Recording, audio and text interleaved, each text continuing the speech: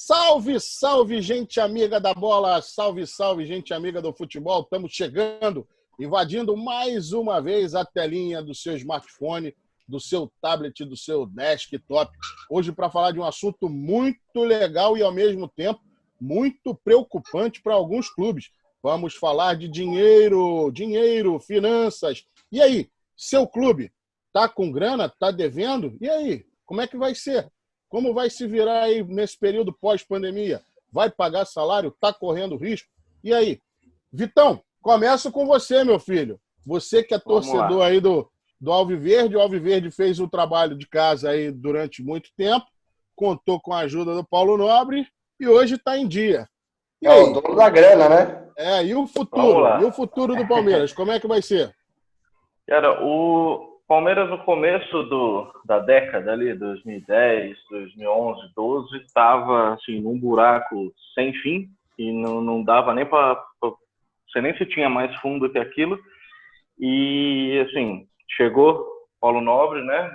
Ele assumiu, arcou com a milionário, ele arcou com as dívidas, cobrou, né, do Palmeiras com juros muito menor que outras instituições cobrariam, e conseguiu organizar o Palmeiras financeiramente. Ao mesmo tempo, conseguiu um patrocínio forte. Eu juro por Deus que assim, hoje eu não sei ainda se é o maior patrocínio do Brasil ou se não é mais, enfim, mas já teve um tempo que vinha sendo, né, que é a Crefisa.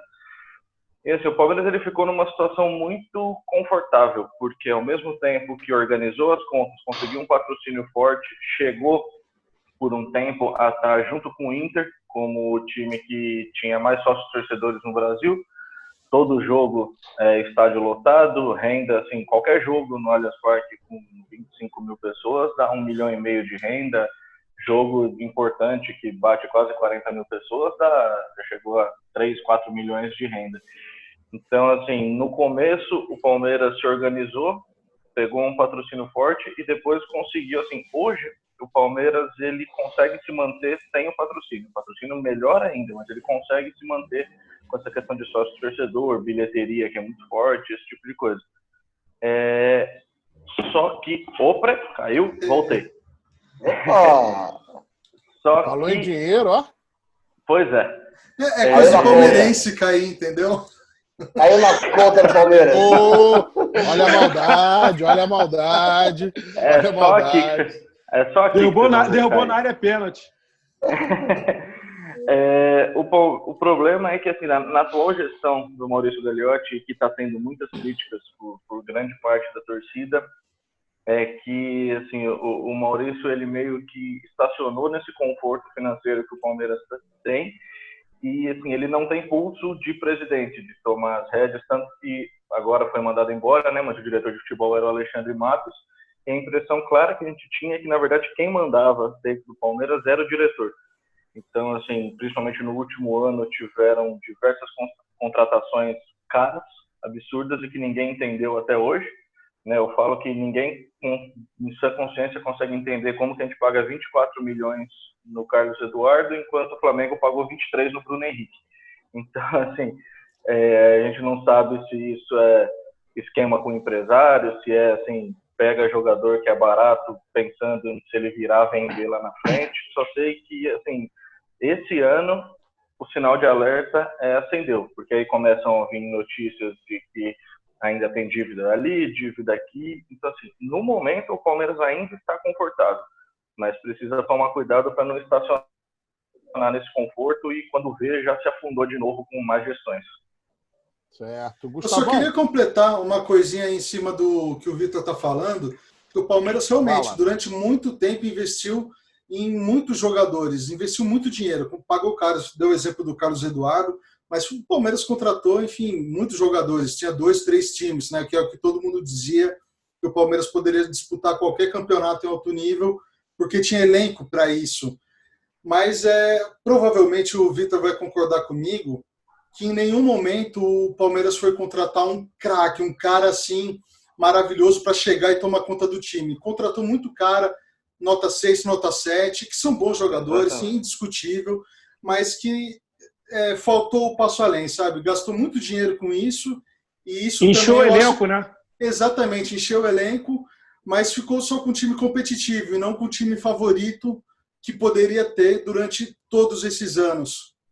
Exatamente. Assim, em 2019, todas as contratações do Palmeiras, eu acho que deu entre 70 e 80 milhões de reais em contratação. E hoje em dia, o único que continua no time é o Zé Rafael, que também não é nem um absurdo, né? Assim, compor elenco. Então, assim, foram praticamente 70 milhões gastos à toa. Que podia, se fosse no cara certo, como o Flamengo foi, né? Foi no Arrascaeta, foi no Bruno Henrique, em vez de fazer número, fazer tiro certo, né? Primar pela qualidade, né? Gustavo, Exatamente. No cenário nacional, a gente tem visto, e o Santos é um desses clubes, que muitos clubes estão com dificuldades no que diz respeito às suas finanças. Essa semana bombou no noticiário aí que o Santos estava esperando e pressionando a parcela de reciprocidade, né, pela formação do Gabigol, para poder quitar a dívida na FIFA. E além do Santos, outros clubes. É possível ver soluções a curto prazo para essas instituições? Olha, a curto prazo, a gente está falando em vender jogador. Por exemplo, o próprio Pérez, presidente do Santos, já falou que chegou a hora de vender o Lucas Veríssimo, que é um bom zagueiro, é valorizado, já foi procurado por grandes times europeus. Milan já monitorou ele inúmeras vezes. E é um cara que tem potencial para jogar como titular em vários clubes europeus. Muito bom zagueiro, o Lucas Veríssimo. E Jefferson Soteldo, que é uma gratíssima surpresa, venezuelano. Ele chegou como meio armador no Santos, mas tem jogado muito como ponta esquerda, avançado lá na frente, está comendo a bola, está jogando muito, faz fumaça. E é um cara que tem despertou interesse já de Manchester United e de outros clubes, né? Então o Santos está contando com essa possibilidade de vender jogadores para resolver esses problemas, né, na FIFA. Também tem cobrado, assim como o Flamengo, pela parcela do direito de formação de atletas, né, no caso do Gabigol, mas tem cobrado o Barcelona por causa do segundo jogo, ainda da negociação do Neymar. Lembra que o Santos jogou uma vez com o Barcelona, na Juan Gamper? Eram para ser 2 jogos, um na Espanha, outro no Brasil. 8-1? Esse jogo não aconteceu no Brasil, então o Santos está cobrando 4,5 milhões de euros do Barcelona e outras dívidas por aí, está cobrando transferência também do Robson Bambu para o Atlético Paranaense. Que, por sinal, parece que vai ser vendido, né? Acho que já foi vendido para o Nice da França. E olha, é um baita zagueiro, ele ainda está em ascensão e não me surpreende. É um cara que já passou por seleção de base e se daqui 2 anos, por exemplo, talvez nem isso, figurar na seleção brasileira principal, olha, guarde esse nome, Robson Bambu, bom zagueiro, viu? E, cara, assim como o Palmeiras, né, que teve o presidente que investiu no time, deu dinheiro, pagou, emprestou dinheiro com juros baixos, piriri pororó, o Santos também já teve esse presidente que foi o Marcelo Teixeira.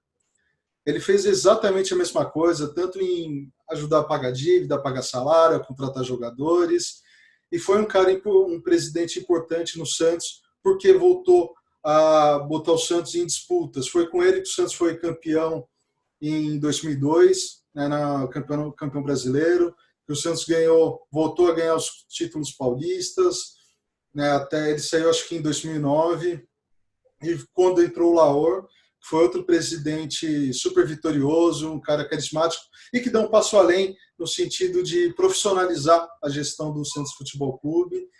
E aí, depois do Laor, cara, sabe, só teve aquela linha, né, de cartolas que a gente conhece muito bem do futebol brasileiro e que, infelizmente, só deixa a gente de cabelo em pé. Você pode falar que um é pior que o outro, tal, mas grande presidente mesmo, depois do Laor não teve, cara. E até por causa dessa má gestão que o Santos hoje enfrenta algumas dificuldades. O Santos, ano passado, gastou cerca de, acho que 76 milhões de reais em contratações. Fala, nossa, reforçou o time para o São Paulo, mas não pagou tudo isso. Eram muitas coisas parceladas, coisas que começariam a ser pagas esse ano, ou, enfim, em parcelas, e não pagou. E por isso que o Santos está sendo processado por Atlético Nacional, Hamburgo, que já era uma dívida antiga, e outros clubes, né, que o Santos... O próprio Jefferson Soteldo, do Santos ainda não... acho que só pagou uma parcela dele, faltam 2. Então, realmente, o Santos agora precisa voltar a ver uma possibilidade de receita. O Santos deixou de teve patrocínio da Caixa, patrocínio Master, nas temporadas entrou, acho que no meados de 2017, ficou 2018, e passou 2019 sem patrocínio Master. Isso compromete muito aí muito o andamento da administração do clube, né? Exatamente. Esse ano estamos sem patrocínio Master ainda. O Pérez disse que já tem uma coisa super engatilhada, tem um contrato ainda guardado em segredo, mas está super engatilhado, esperando a quarentena, né? Assim, a retomada do futebol para assinar o contrato e o time, e obviamente o patrocinador começar a injetar dinheiro, porque não vai injetar agora com tudo parado, claro, que não vai ter a marca exposta. Não tem aonde, não tem competição, né? Isso influencia muito. Exatamente. Luiz, e só para concluir, desculpa. Não, tranquilo. O Santos a torcida tem apoiado no sentido de se associar ao programa de sócios torcedores do Santos. Acho que foram 4 mil novos sócios, tá? Vamos falar de sócio-torcedor no finalzinho do programa, porque aí a gente faz uma rodada só sobre isso, que é uma receita interessante para os clubes também. Luiz, oi. Ano passado, a grande contratação de São Paulo, Daniel Alves. Custou muito dinheiro para o São Paulo. E até o final do ano já estava rolando polêmica, porque o São Paulo não estava conseguindo pagar. E aí? Esse ano, então, vai ou não vai? Mas, por exemplo... Esse ano o São Paulo já fechou vários patrocínios, principalmente patrocínio Master.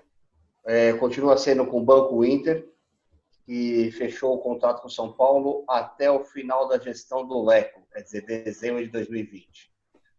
Fora isso, o São Paulo fechou outros patrocínios e conta com 9 patrocinadores na camisa. É uma coisa que a gente não via, na camisa não. Tá parecendo um carro de Fórmula 1, né? Então, exatamente isso que é brincar, né? Antigamente você via um patrocinador e já achava muito, agora você vê um monte, né? Tem clube que chega a ter 27 patrocínios. Eu não lembro qual clube, mas vou lembrar daqui a pouco. Então, o São Paulo fechou com o Banco Inter, ainda tem a MRV, tem a AOC, mas que ainda não fechou, porque venceu, mas ainda continua na camisa. Não renovou, então? Ainda não renovou, mas continua na camisa. Então, deve estar em tratativas. Tem o Urbano, a Gazinha, um novo patrocínio também, que vai estar na barra da traseira dos calções.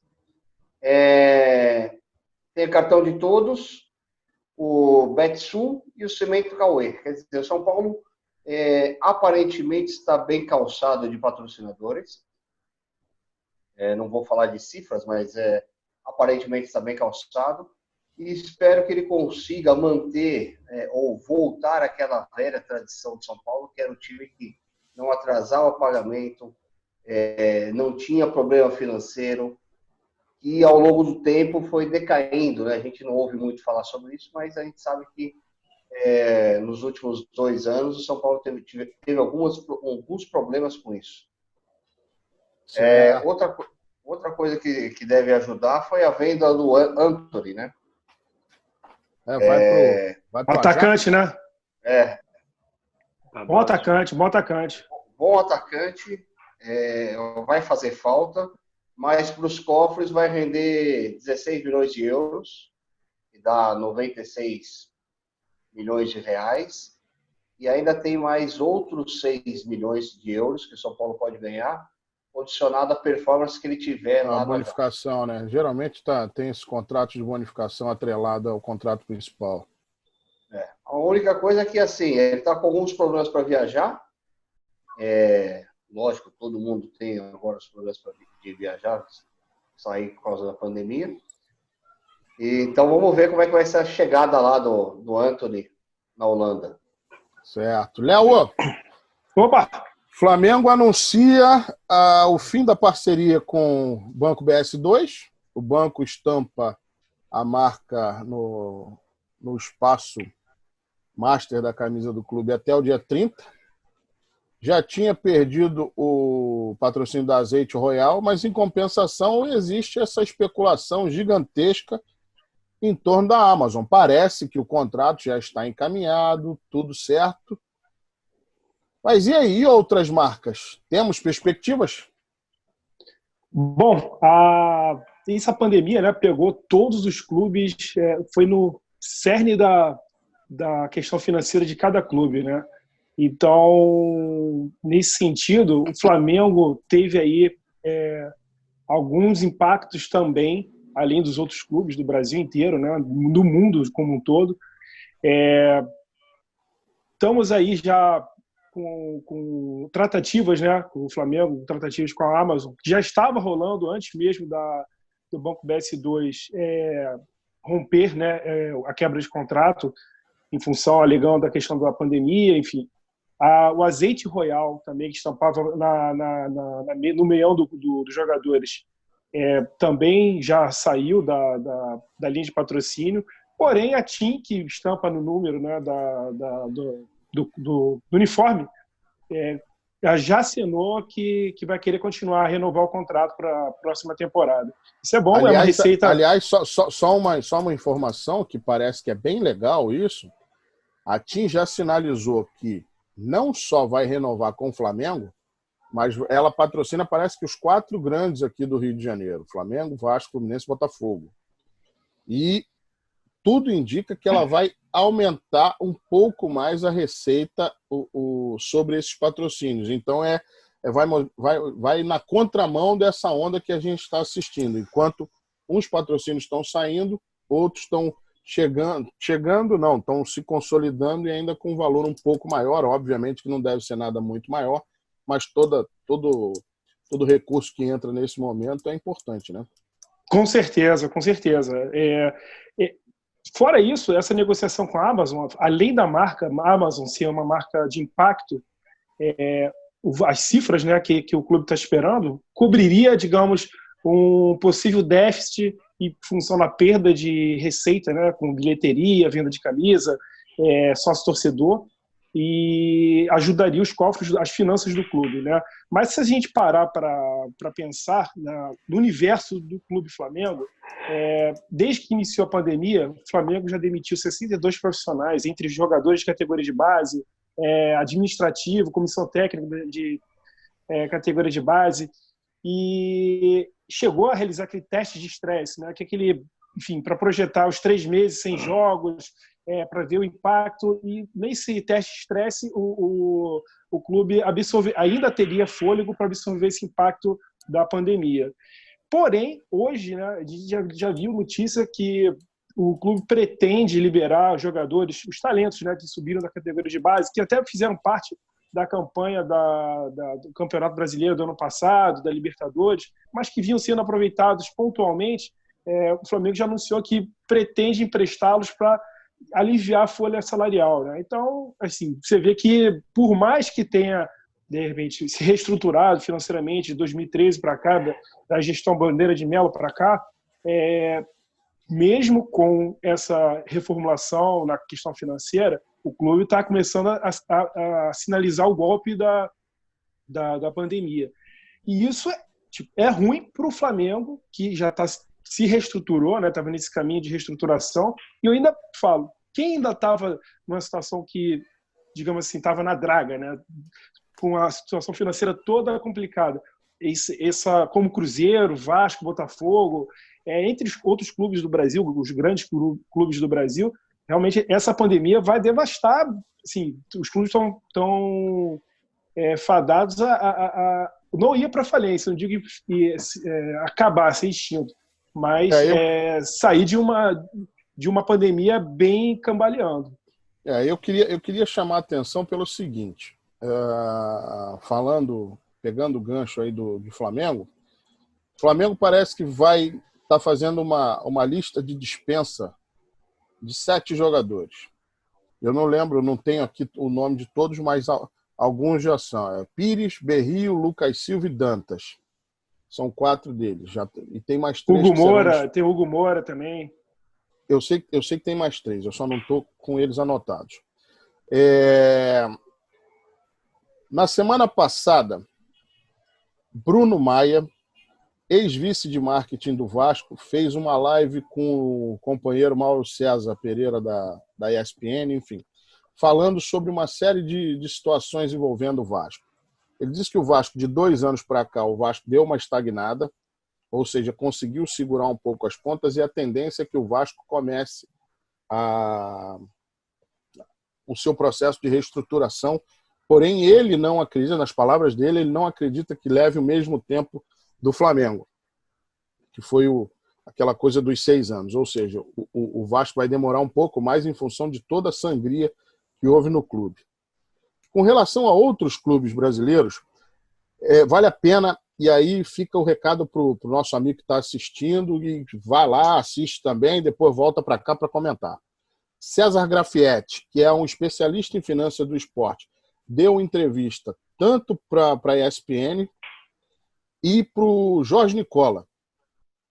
Ele falando o seguinte, que as finanças de Grêmio, Bahia, Goiás, Atlético Mineiro, Atlético Paranaense, Palmeiras e Flamengo são as melhores do Brasil na atualidade.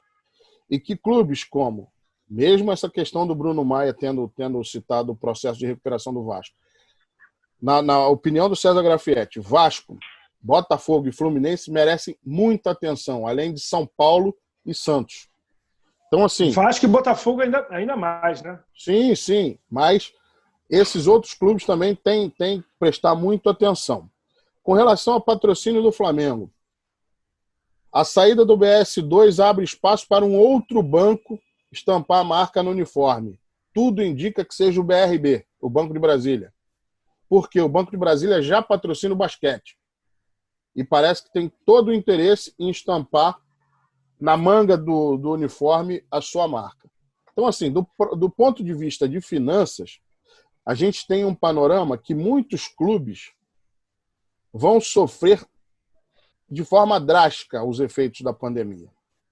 E tem pelo menos esses 6 que eu citei, Flamengo, Palmeiras, Atlético Paranaense, Grêmio, Bahia e Goiás, que vão ter impactos, mas vão conseguir passar por esse período.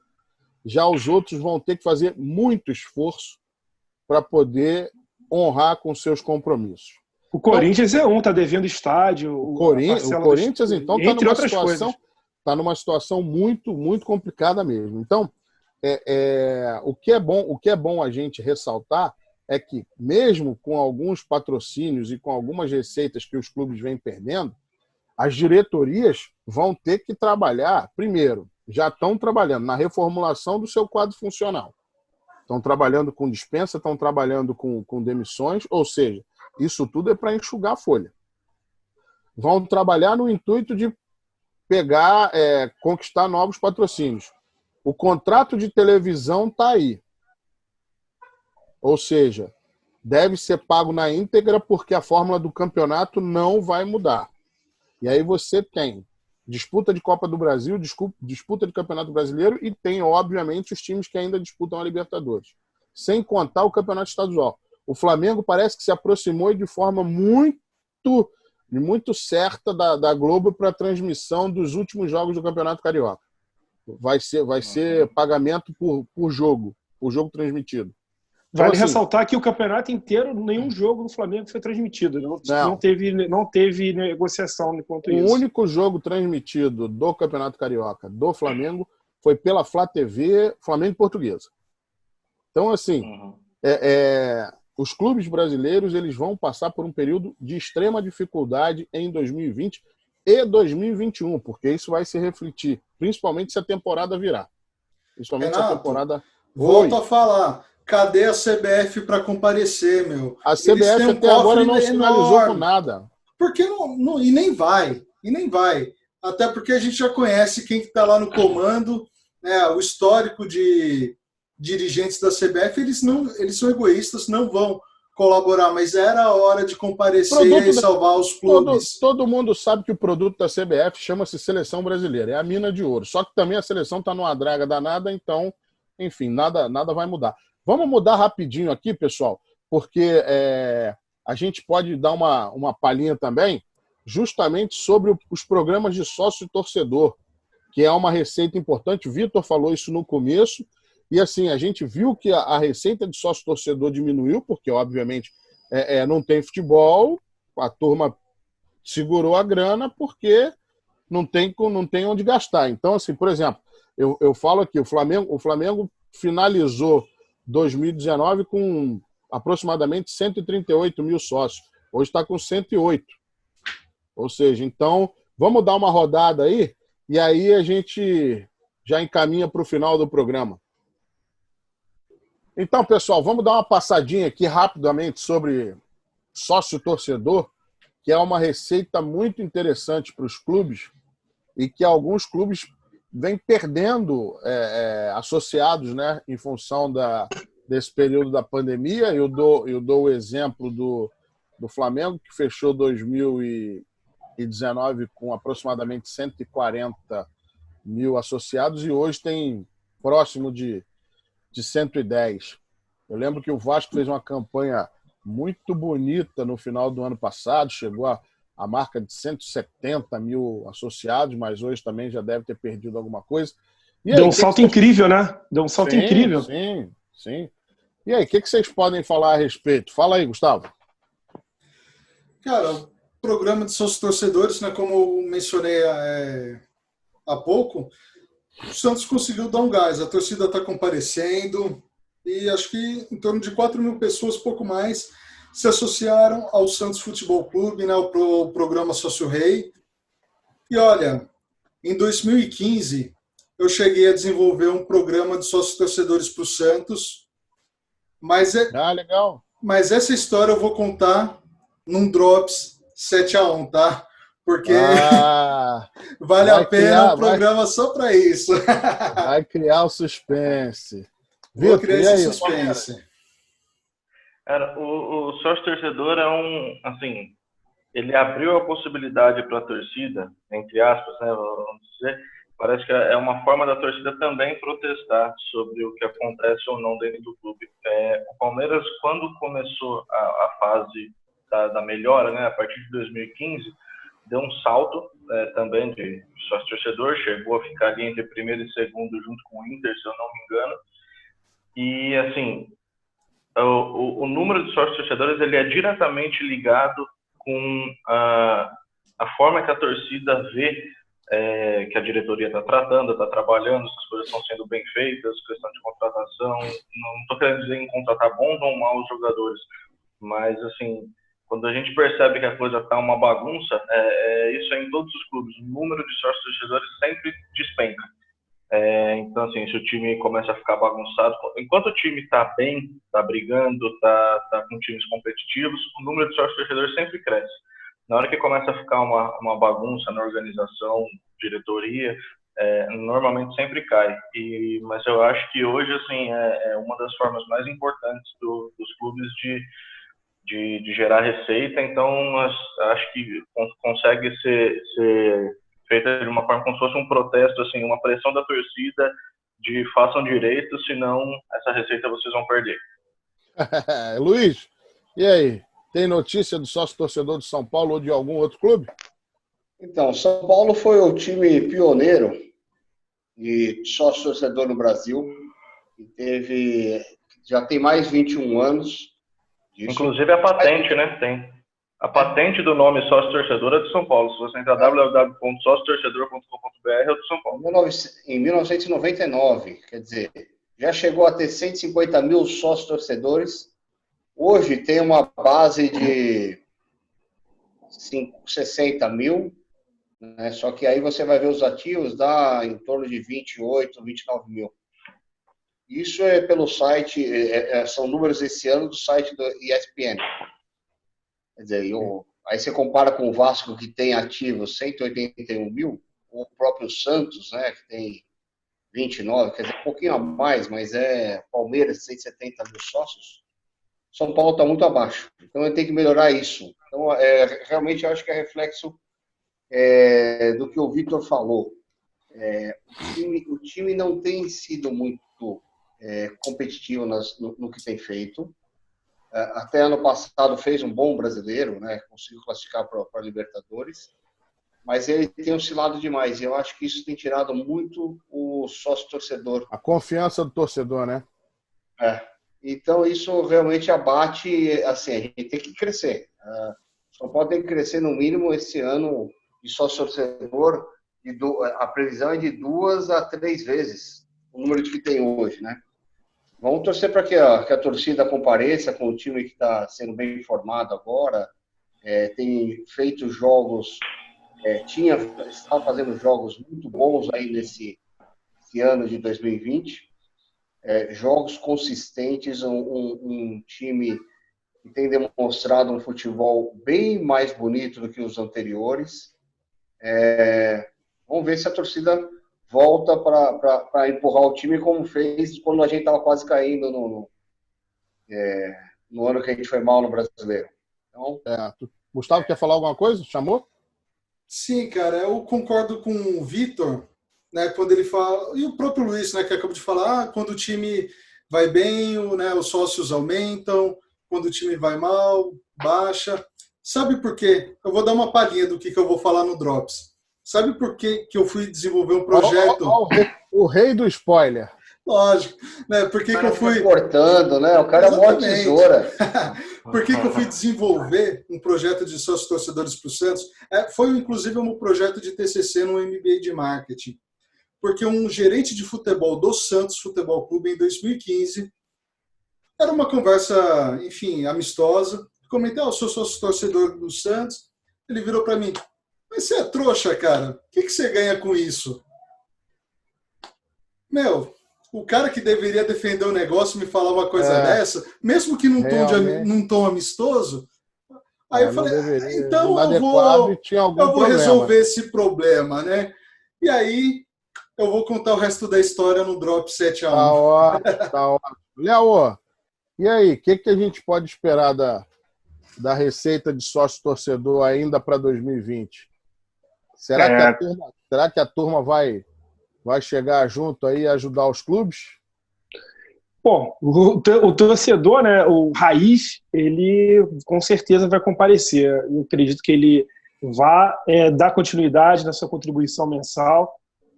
Mas, como vocês falaram, acho que vocês descreveram muito bem, o sucesso de cada programa sócio-torcedor está muito vinculado ao desempenho do time em campo, né? Só que a gente está vivendo um momento atípico, né? Porque nenhum time está entrando em campo aqui no Brasil.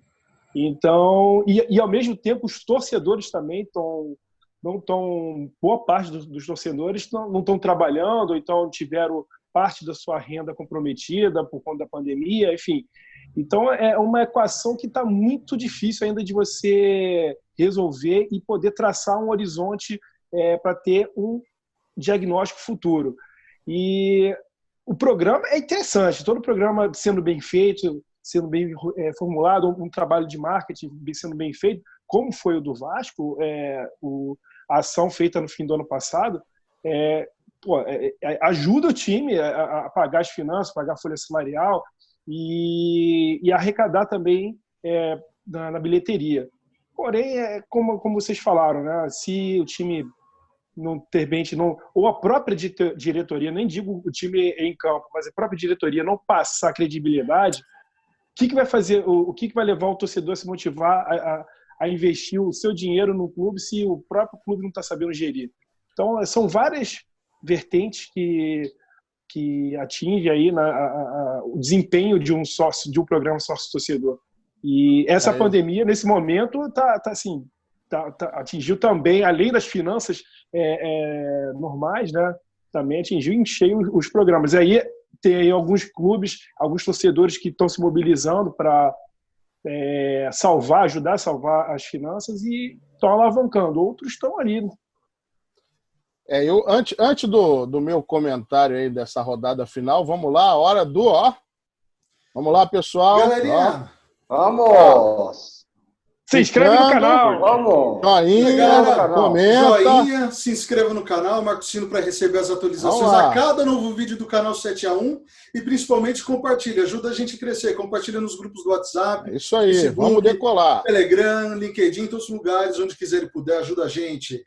Se você tem aquele amigo que curte futebol, gosta de um bom papo, uma boa mesa redonda, chama ele para vir assistir a gente. Gente como a gente, ó. Gente como a gente. Vamos lá. Chega junto. Eu queria fazer só um comentário final, já que a gente está indo para o término do programa. Vocês falaram a questão da vinculação do sócio-torcedor ao desempenho em campo. A considerar esse começo de 2020, o torcedor do Vasco e o torcedor do Corinthians devem estar desesperados, né? O desempenho do Vasco, tanto no Carioca quanto o desempenho do Corinthians no Paulista, é uma coisa que deixa muito a desejar. E eu queria salientar só uma coisinha antes da gente terminar.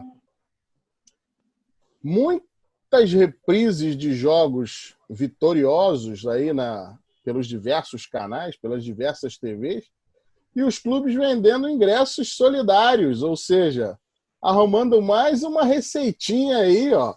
Pô, vamos assistir, vamos pagar aí mais um qualquerzinho, e a turma parece que curtiu essa prática aí, teve muito torcedor que surfou nessa onda, né? Na Alemanha a gente viu papelão, tipo foto de torcedor nas arquibancadas, Sim. E na Dinamarca, eu não sei qual que é o jogo, mas teve a transmissão no telão. Ou seja, tipo, os times jogando e os torcedores mudando no telão, cada um torcendo, né, com a sua esposa, o namorado, o amigo, e se divertindo, assistindo o jogo e mostrando no telão a reação dos torcedores em casa, fazendo isolamento social. Olha, foi que muito legal, cara. Bacana. E aí, meu amigo, curtiu o programa? Curtiu o tema? E aí, seu time tá com a finança em dia? Ou tá com a cabeça inchada? E aí, vem bater esse papo, vem bater mais papo com a gente aí. Vamos falar sobre esse e outros temas.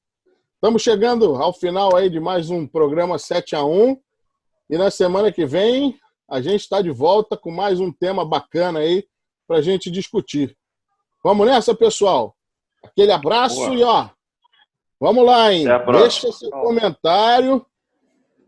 Marca aí as atualizações. Um abraço. Tchau, tchau. Até a próxima. Valeu.